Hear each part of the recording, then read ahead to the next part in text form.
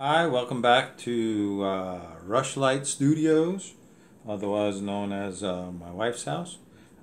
My shop is out in the garage. I might shoot some future videos out there because that's what it seems like most of the cigar box guitar folks do. I'm going to show you the first banjo that I made. I've made lots of cigar box guitars. They were always 3-string. That's kind of the tradition.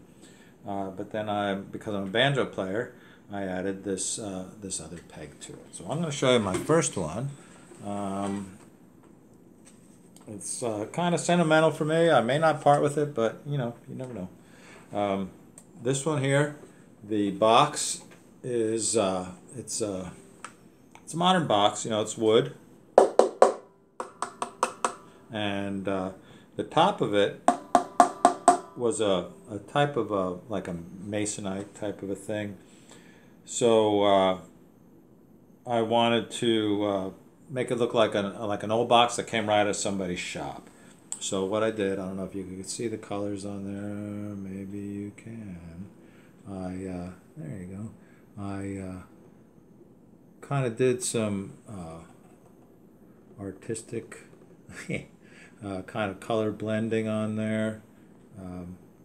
To make it look like it came right out of somebody's shop. And in fact, one of the features on it there is because it did come out of somebody's shop. There's a piece of masking tape that was on it that says protractors, angles, etc.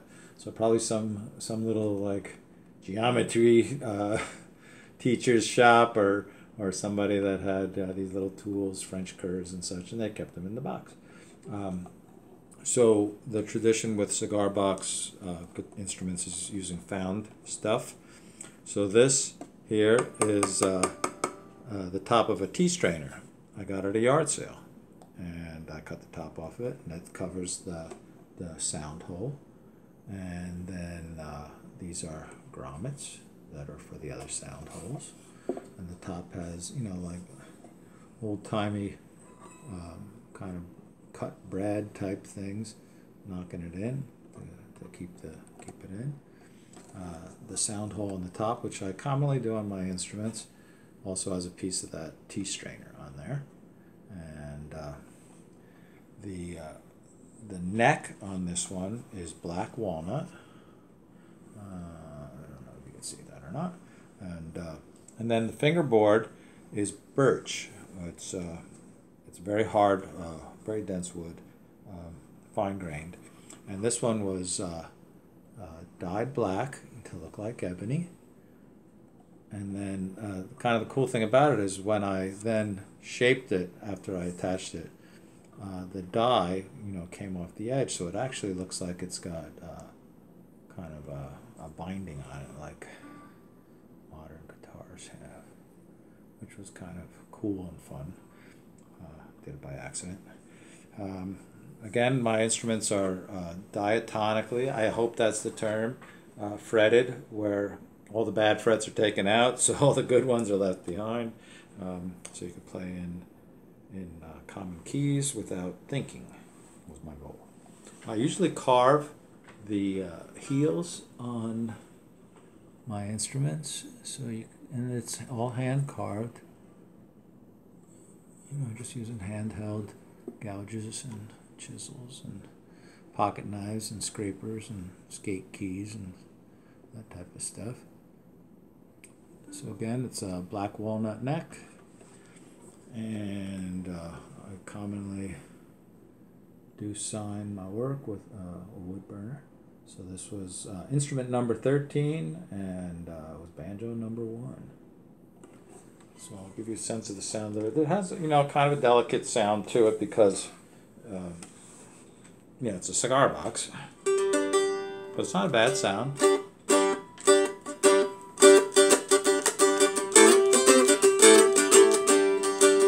Nice thing about these things, no matter where you put your finger on it, you could play one finger and just kind of improvise, and you're not going to hit a bad fret.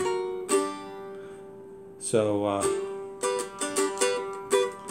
again, a typical kind of a strumming sound would be And again, I'm just going to mess around, so I'm not doing anything in particular.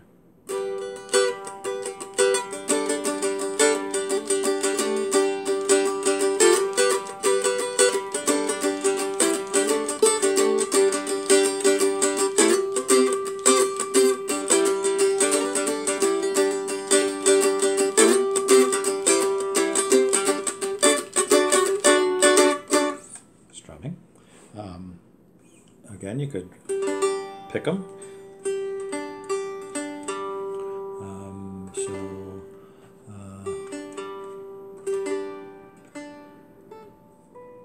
I'll try a tune.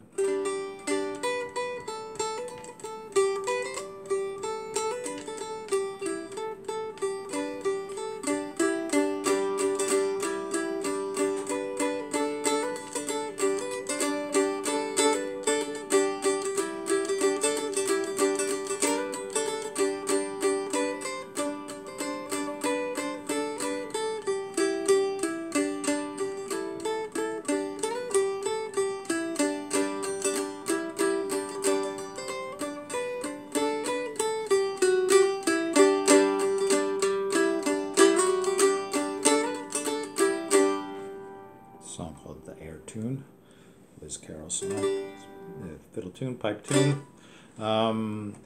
Again, you could do the frailing thing, or you could do the picking thing. On my last video, I couldn't find my finger picks, and I did find them.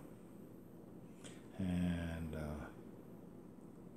no, I haven't really worked out anything, but I'll give you a sense of.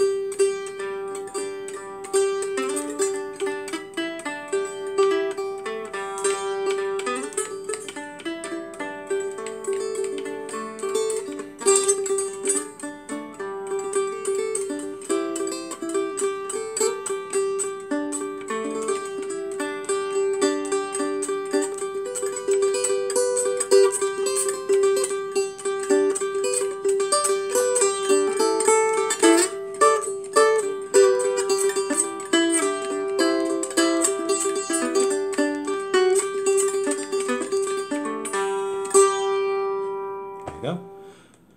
Keep looking over there, but I know the camera's looking at me over there. And again, the frailing thing. I'm gonna try it. Sometimes frailers, I busted off my fingernail. Sometimes they'll take a plastic pick and put it on backwards. And that gives them the volume they're looking for.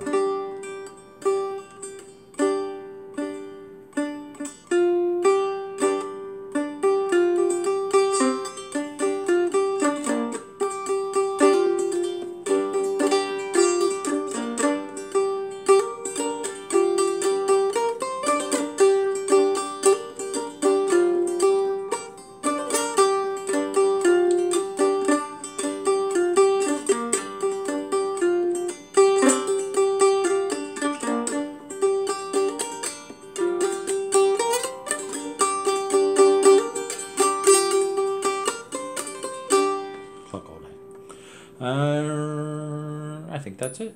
So that is Banjo #1. I don't have Banjo #2, but I'll try to get it back for a video so you can see it. It's pretty fancy. It's got brass corners and it's got a